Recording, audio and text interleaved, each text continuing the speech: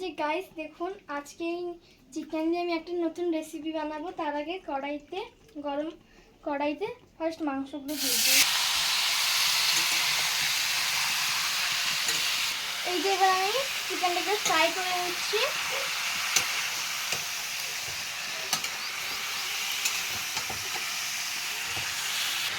এই যে হয়ে গেছে, এবার আমি নামিয়ে নিব, দিয়ে একে একে মশলা দিব। এই যে নামানো শেষ হয়ে গেল।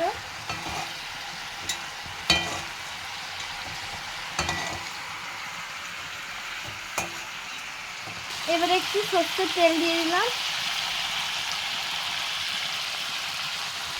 চিনি দিয়ে দিলাম, আর একটু চিনি দিব। এই যে এবারে গরম মশলা দিয়ে দিলাম, গরম মশলাটাকে ভেজে নিলাম। এবারে আদা রসুন পেঁয়াজ লঙ্কার পেস্ট দিয়ে দিলাম, দিচ্ছি পেস্ট। এখন এই যে নাড়াচ্ছি। এখন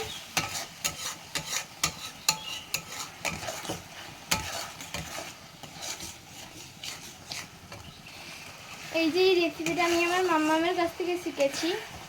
তো এই রেসিপিটা থেকে চাইলে আপনারাও বানাতে পারেন। খুব সিম্পল কিন্তু খুব ভালো লাগে খেতে, টেস্টি হয়। এবারে এটা একটু ভাজা ভাজা হয়ে গেলে আমি এবারে টমেটোর কিছু কুচি দিয়ে দিব। কুচি দিয়ে দিয়েছি, এখন নাড়বো অনেক 5 মিনিট খানি।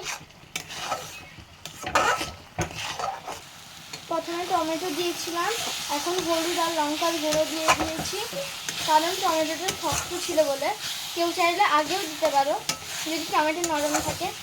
আমার টমেটোগুলো শক্ত ছিল বলে আমি হলুদ আর লঙ্কা গুঁড়োটা একটু পরে দিলাম। কেউ চাইলে আবার টমেটোটাকে পেস্ট করেও দিতে পারো পুরোপুরি, কিন্তু আমি সেটা করিনি, দিলে বেশি টেস্ট লাগবে বলে।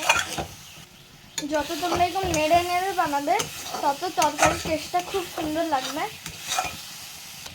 আমার মাম্মা অনেকক্ষণ নাড়ে, তাই বলে আমি আমার মাম্মার কাছে জেনে এটা এরকম নাড়ছি অনেকক্ষণ ধরে। এখানে একটু জল দিয়ে আমি মশলাটাকে নাড়ছি। মশলার জলটা শুকিয়ে এসছে। এবার আমি যে ফ্রাই করেছি যে মশলার নাড়তে নাড়তে আমার জলগুলো শুকিয়ে গেছে মশলার। এবারে আমি ফ্রাই চিকেনগুলো দিয়ে দিলাম।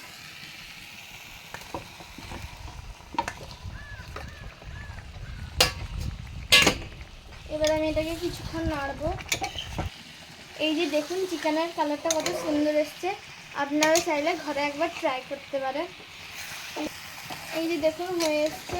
এবারে আমি আলু দিব আর জল দিয়ে দিব। এই যে আলুগুলো দিচ্ছি।